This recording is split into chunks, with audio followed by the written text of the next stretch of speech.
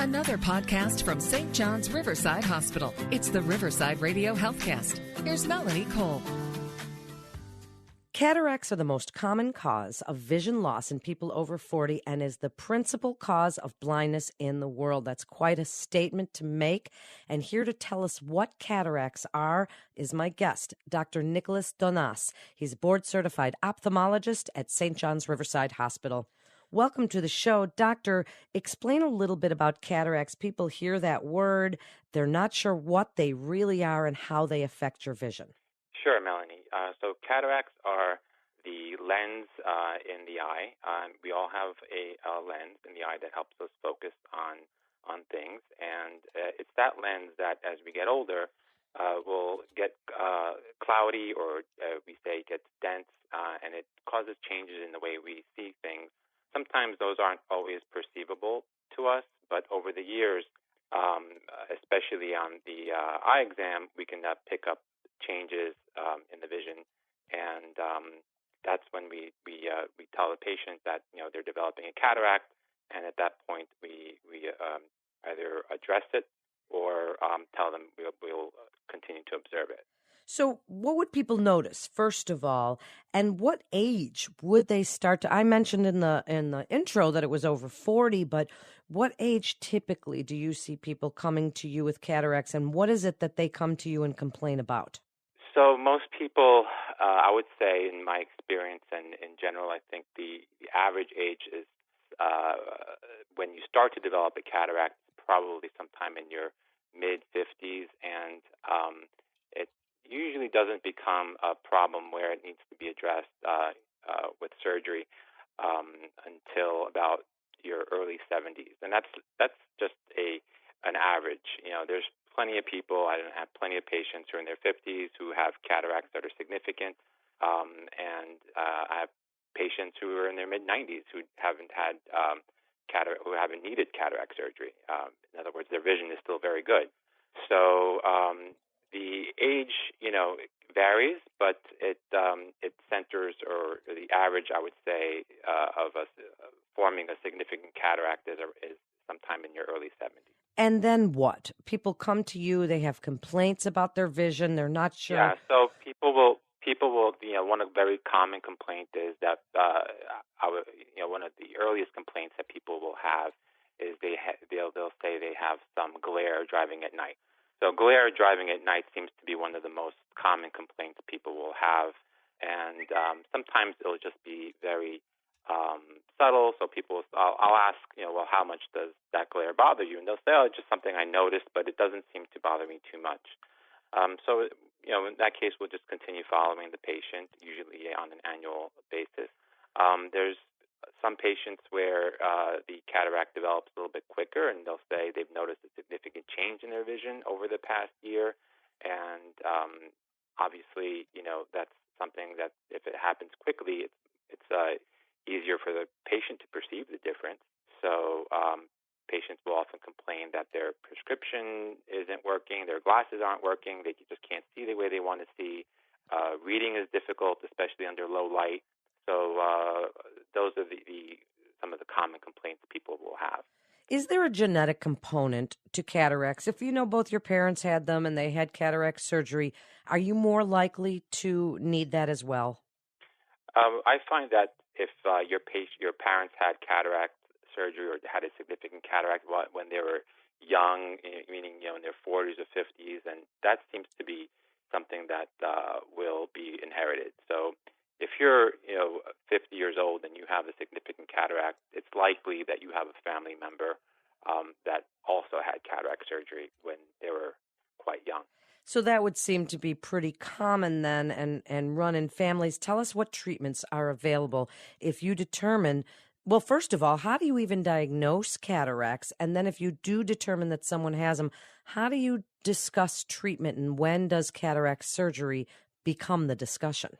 So at every eye exam, we look at the lens. We look at the clarity of the lens. Sometimes the color of the lens can change. The lens initially starts out clear, and as we get older, it develops a kind of a yellow appearance to it. Sometimes it gets cloudy. those cloudy cataracts tend to interfere with the vision more than just yellowing of the lens. So when we see that on the exam, I'll mention it to the patient, and if it kind of goes along with the complaints that they're having, and if their vision has diminished, we discuss the options of what they could do with that to take care of the cataract. Really, the only option for significant cataract, the cataract that is interfering with the patient's vision and interfering with their daily activities, is to remove the cataract. So a cataract has to be physically removed. It's the lens of the eye, like I mentioned previously, and it needs to be removed and then replaced with a new intraocular lens. What's going on in the world of cataract surgery, Dr. Donas? Is it advancing pretty rapidly? People used to be a little bit afraid of it, and someone going near their eye. And what's going on and exciting in the world of cataract surgery? Well, cataract surgery has evolved quite a bit over the past 20 or 30 years.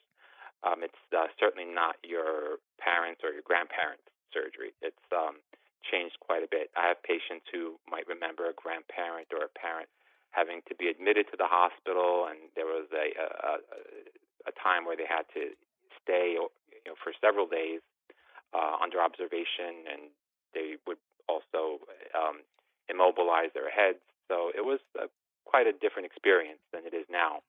Cataract surgery over the past several years has evolved quite a bit. It has become a lot less invasive. It has trended towards smaller incisions, a quicker surgery time, and that has led to just a quicker recovery for patients overall, and better outcomes, of course. Patients these days also have many more options when it comes to choosing the intraocular lens that we use to replace the cataract with. That, of course, is something that we discuss with the patients at length, and we have a long discussion to try and figure out what the best fit would be for the patient. So patients have an option of how they want their vision to be after the surgery. Many patients oftentimes achieve independence from glasses after having cataract surgery, and that can be achieved with lenses that can give you both distance vision and near vision, which are called multifocal lenses. There's patients with astigmatism that have the option of choosing an astigmatism-correcting lens. So overall, there's just a lot more options for patients. It's a much quicker and safer procedure than it used to be, and it's very well tolerated. And invariably, I have patients come to me after the surgery and tell me how quick of a procedure it was, and it wasn't at all what they had expected it to be. So as you wrap it up, Dr. Donas, tell us, can cataracts come back even after surgery? Is there a way to prevent them? And give your best advice, what you would like the listeners to know about cataract surgery and cataracts in general, and as an ophthalmologist, what you want them to know about today's cataract treatment. Yeah, so in general, also touching on, preventing cataracts, I think it's always a good practice for patients to wear sunglasses to protect their eyes from UV damage, just the way you protect your skin. The most likely cause of a cataract is probably exposure to sunlight, so we do tell patients to protect their eyes with sunglasses. Also, after the cataract is removed, there is something called a secondary cataract that can occur, and that's something that's typically taken care of in the office with a quick laser procedure that's minimally invasive and very well tolerated by most patients.